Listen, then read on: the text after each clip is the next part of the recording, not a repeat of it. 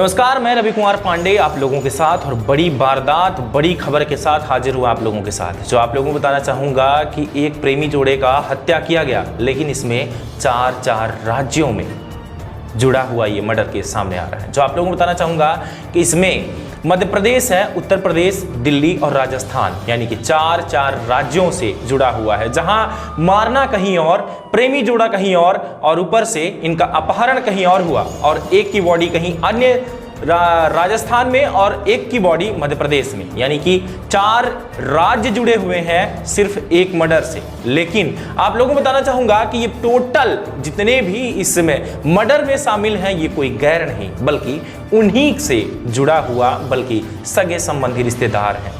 किसी का चाचा तो किसी का फूफा, लेकिन पूरा वारदात जो है, इस वारदात को इस तरीके से अंजाम दिया गया है कि पुलिस ढूंढते के ढूंढते रह गई।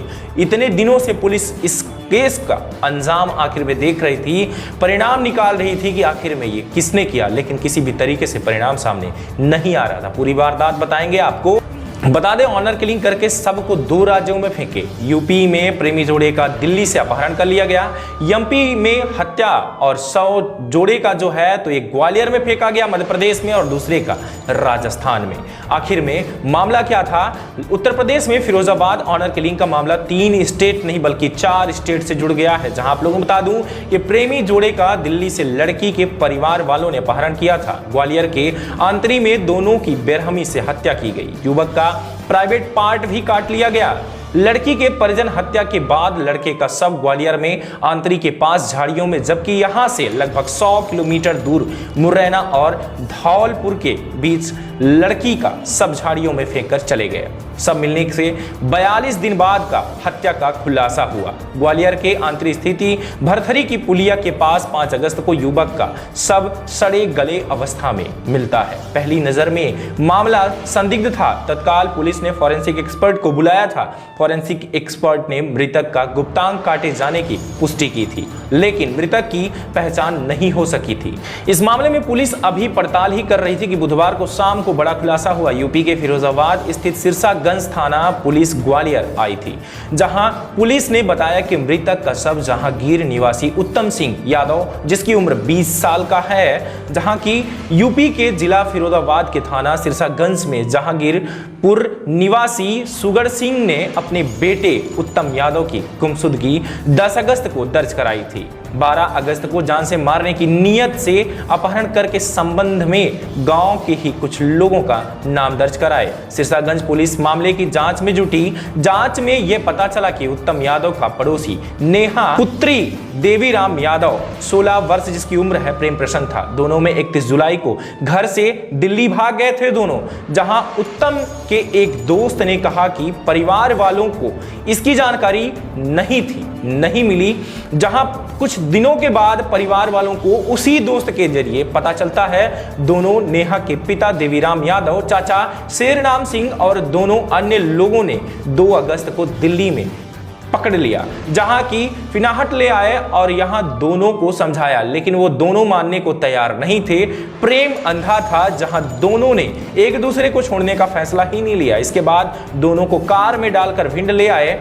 यहां ग्वालियर में आंतरी के भरथरी पुलिया के पास 2 से 3 अगस्त की रात को दोनों का गला घोंटकर हत्या कर दिया। इस मामले में जब पुलिस ने लड़की के चाचा, पिता और भाई को संदेह के आधार पर हिरासत में लिया, तो उन्होंने उत्तम यादव के साथ अपनी बेटी की हत्या की बात को कबूल लिया।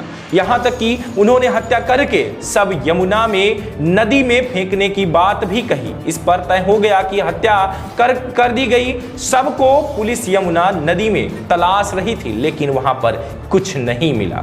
फिरोजाबाद पुलिस ने आरोपियों का मोबाइल लोकेशन खंगाला। जहां जहां गए थे सभी का उस रूट पर पड़ने वाले थानों में अज्ञात लाशों की जानकारी जुटाई। धौलपुर और आंतरी में मिले दोनों के शव का हत्या का एक तरीके से की गई थी, लेकिन दोनों की हत्या एक तरीके से की गई, लेकिन दोनों को शवों के गले पर रस्सी के गांठ के 8 निशान मिलते हैं। उम्र और हाइट एक जैसी थी। इसके बाद पुलिस दोनों जगहों पर गई और पूरी डिटेल निकाली और पूरे हत्याकांड का खुलासा करती है। लेकिन आप लोगों को बताना चाहूंगा कि आज ये प्रेम प्रसंग जो कि कम उम्र में कभी ट्विटर के जरिए तो कभी फेसबुक के जरिए तो कभी इंस्टाग्राम के जरिए या कहें कि रॉन्ग नंबर के जरिए एक दूसरे को प्यार हो जाता है। इस प्यार के सफलता में देखा यह जाता है कि प्यार तो होता है, लेकिन क्या किसी तरीके से इसका रिजल्ट देखने को अगर परिणाम कुछ मिलता है तो धोखाधड़ी के सिवा और कुछ नहीं। इसलिए हमारा सभी से, पूरे परिवार से निवेदन है, मैं हाथ जोड़कर विनती करता हूं आप सभी को कि अपने परिवार का